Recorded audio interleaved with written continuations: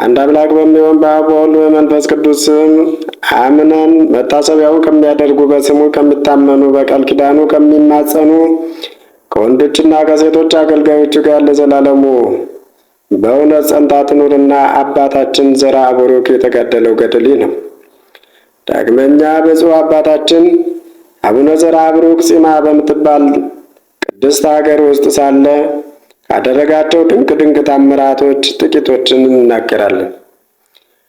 እግዚአብሔርን የምትፈራ ሃይማኖቷን የምትወድ ኢትዮጵያዊት ንግሥት ከልጆቿና ከቤተሰቦቿ ጋር ከእርሱ ለመባረክ ወደ እርሱ መጣች። ደቀ መዛሙርቱና ልጆቹም መነኮሳት እግዚአብሔርን የምታመልክ ንግሥት ከእሱ በረከትን ለመቀበል እንደመጣች አይተው ለጻድቁ አባታችን ነገሩት።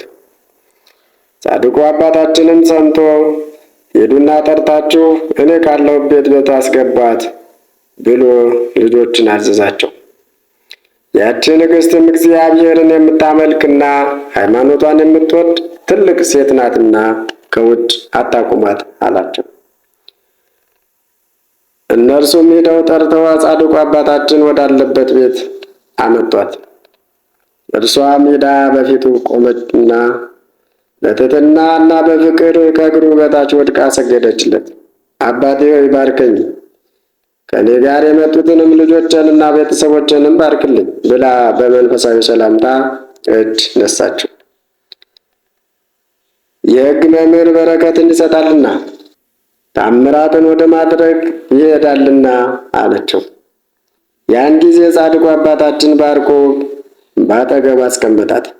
ከዚያ በኋላ ከእርሱ ጋር ስትጫወት በልቧ ያለውን ሁሉ ትነግረው ጀመር። ከልጅነቷ ጀምራ እስካሁን ድረስ የሰራችውን ኃጢአቷን ሁሉ ነገረችው። ጻድቁ አባታችንም እግዚአብሔር ኃጢአትሽን ሁሉ ይቅር ይበልሽ፣ በልብሽ ያለውን ሐዘን ሁሉ ያቅልልሽ ብሎ አረጋጋት። ከዚያ በኋላ ያቺ ንግሥት አባቴ ሆይ ልጆችንም ቤተሰቦችንም ባርክልኝ አለችው። ያን ጊዜ ጻድቁ አባታችን ንግሥት ሆይ የወደድሽውን ጥሪ አላት። ከዚያ በኋላ ትልቁ ልጇን ጠራችውና ጻድቁ አባታችን ወዳለበት ቤት አስገባችው። ገብቶም ከፊቱ ቆሞ እየፈራ እየተንቀጠቀጠ ከእግሩ በታች ሰገደለት። በመንፈሳዊ ሰላምታም እጅ ነሳው። እርሱም አባቴ ሆይ ባርከኝ። ይህም ጻድቅ አባታችን የዚህን ጎልማሳ ነገር ሰምቶ እግዚአብሔር ይባርክህ፣ ባለ ዘመኑ ሁሉ እግዚአብሔር ይጠብቅህ፣ በሄድክበትም ሁሉ ጎዳናን ያቅናልህ አለው። ከዚህ በኋላ ያች ንግሥት ትንሹ ልጇን ጠራችውና እርሱም ፈጥኖ ገብቶ ከጻድቁ አባታችን እግር በታች በትሕትናና በፍቅር ወድቆ ሰገደለት። በመንፈሳዊ ሰላምታም እጅ ነሳው። ጻድቁ አባታችንም የንግሥቲቱ ትንሹ ልጅ ወደ ቤቱ ሲገባ ባየው ጊዜ ወደ ምድር እርሱን ዘንበል አደረገ። በስልጣንህ ዓለምን ሁሉ የምትገዛ አንተ ሕፃን በዚህ በከበረ ቦታ ተቀመጥ አለው።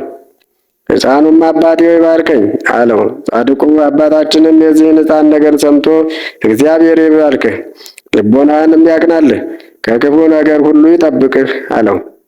ከዚህ በኋላ ከእርሷ ጋር የመጡትን ሁሉ ባረካቸው። ንግሥቲቱም በልጆቿ ላይ የተደረገውን ነገር ሰምታ ይህ በልጆች ላይ የሆነው ምንድን ነው ብላ አደነቀች። ከዚያ በኋላ ያች ንግሥት መልሳ አባቴ ሆይ ወደ አንተ የመጣነው ሁሉ ባርከን። ያን ጊዜም ከእርሷ ጋር የመጡትን ሁሉ ባረካቸው። ወደ አገራቸውም እንደሄዱ አሰነበታቸው። ከዚያ በኋላ ያች ንግሥት ከጻድቁ አባታችን ጋር ብቻዋን ቀርታ በልብ ውስጥ ያለውን ሁሉ እንዳትደብቀኝ በተሰቀለው በእግዚአብሔር ስም አማልድሃለሁ አለችው። ጻድቁ አባታችንም ንግሥት ሆይ እባክሽ ተይኝ፣ አትፈታተኝኝ አላት። እርሷ ግን ዳግመኛ ተማጠነችው። ከዚህ በኋላ ጻድቁ አባታችን ለትልቁ ልጅሽ በዚህ ዓለም ዕድሜ የለውም፣ ለትንሹ ልጅሽ ግን በዚህ ዓለም ዕድሜ ያለው ሁሉን ይገዛለታል አላት። እርሷም ከጻድቁ አባታችን አንደበት ይህንን ነገር በሰማች ጊዜ በዚህ ዓለም ዕድሜ የለውም ብሎ ነግሯታልና ስለ ትልቁ ልጇ አዘነች። ዳግመኛም በዚህ ዓለም ዕድሜ አለው ብሎ ስለ ትንሹ ልጇ በነገራት ነገር እጅግ ተደሰተች። ከዚህ በኋላ እየተደሰተች ከልጆቿና ከቤተሰቦቿ ጋር ወደ አገሯ ተመለሰች። ከዚያ በኋላ የሚሆነውን ነገር ከመሆኑ አስቀድሞ በመንፈስ ቅዱስ ስለሚያውቅ ስለ ጻድቁ አባታችን እግዚአብሔርን እያመሰገነች በሰላም ወደ ቤቷ ገባች። ከዚህ በኋላ ያ ሕፃን ዳግመኛ መጥቶ እግዚአብሔር ሰው ከአባታችን ፊት ቀርቦ ከመሬት ላይ ወድቆ ሰገደለት። አባቴ ሆይ በጸሎት አስበኝ፣ በሥራ ወደማልተባበራቸው በመልክም ወደማላውቃቸው ሀገር እሄዳለሁና በጠላቶች እጅ እንዳልያዝ አፈሬም እንዳልመለስ በጸሎት አትርሳኝ አለው።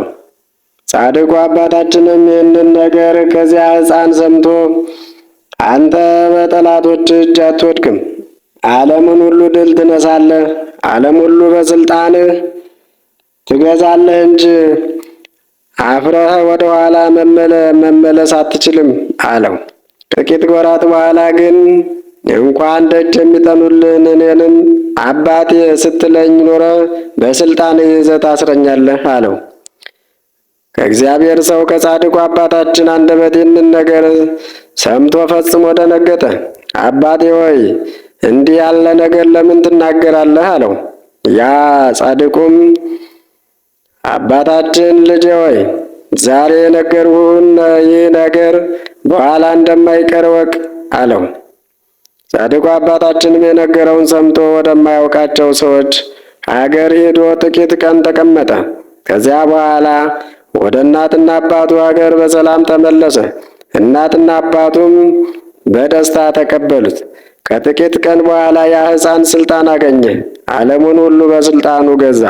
ሰው ሁሉ ከስልጣኑ በታች ተገዛለት። ስልጣን ባገኘ በ10ኛ ዓመቱ ይህ ሽማግሌ አይወድህም፣ በሥራህም ካንተ ጋር አይተባበርም ብለው በዚያ ሽማግሌ ላይ የሐሰት ምስክሮች ተነሱበት። ያ ወጣትም ይህን ነገር ሰምቶ አንተ ሽማግሌ ሆይ ይህ ሽማግሌ አይወድህም፣ በሥራህም ካንተ ጋር አይተባበርም ብለው ከነገሩኝ የምሰማው ይህ ነገር እውነት ነውን? ብሎ መልእክተኞቹን ወደ እርሱ ላከበት። ያ ሽማግሌም ይህንን ነገር ከመልእክተኞቹ በሰማ ጊዜ በአንተና በእኔ መካከል ልዩነት አለ፣ እውነት ነው፣ በዚህ ነገር ከአንተ ጋር አልተባበርም ብሎ ላከበት። ያ ወጣትም ይህን ነገር ከመልእክተኞቹ በሰማ ጊዜ ከቤቱ አስወጥተው ከአገሩ ያባረሩት ዘንድ አዘዘ። የአገሩ ሽማምንትም የጌታቸውን ትእዛዝ ሰምተው ከቤቱ አስወጥተው ከአገሩ አባረው ሰደዱት።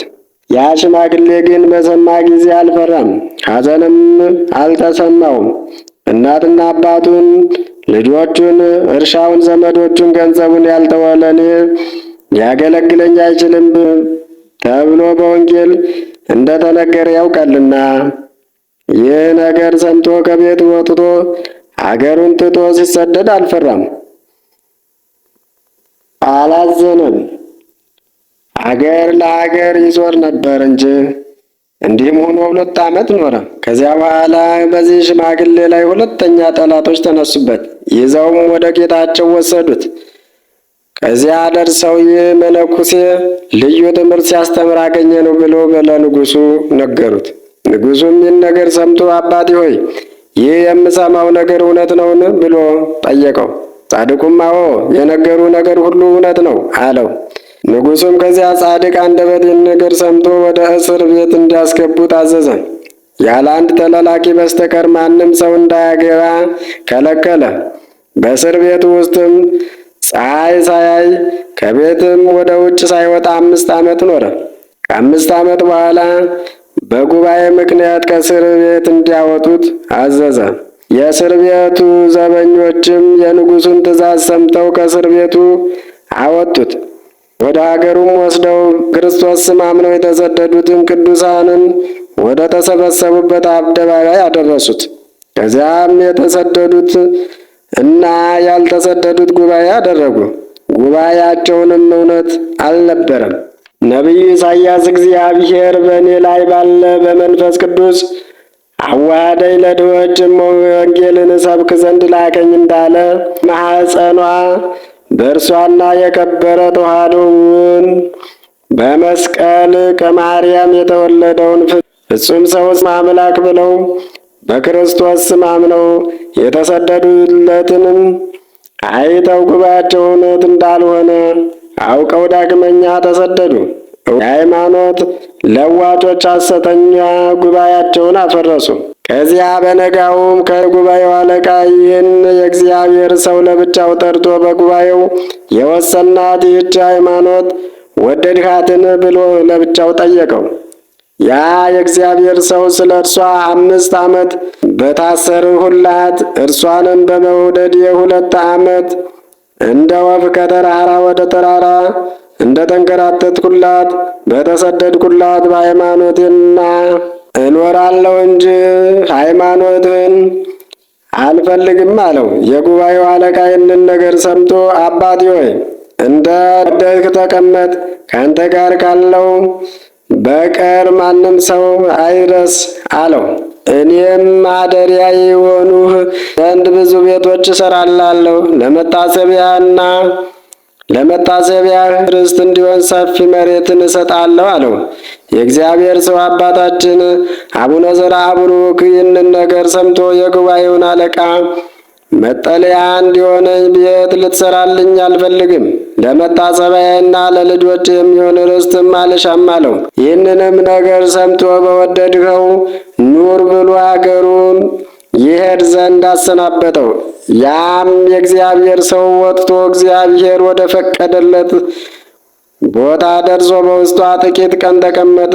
ከዚያ በኋላ ሴቶች ከወለዷቸው ልጆች ለይቶ በመረጠውና በወደደው በእግዚአብሔር ፈቃድ ከዚህ ከሚያልፈው ዓለም ወደማያልፈው ዓለም ሄደ። እግዚአብሔርም ለወዳጁ ለአባታችን አቡነ ዘርአብሩክ ከዚህ ዓለም በሕይወተ ሥጋ ሳለ ይህንን ድንቅ ነገር አደረገለት።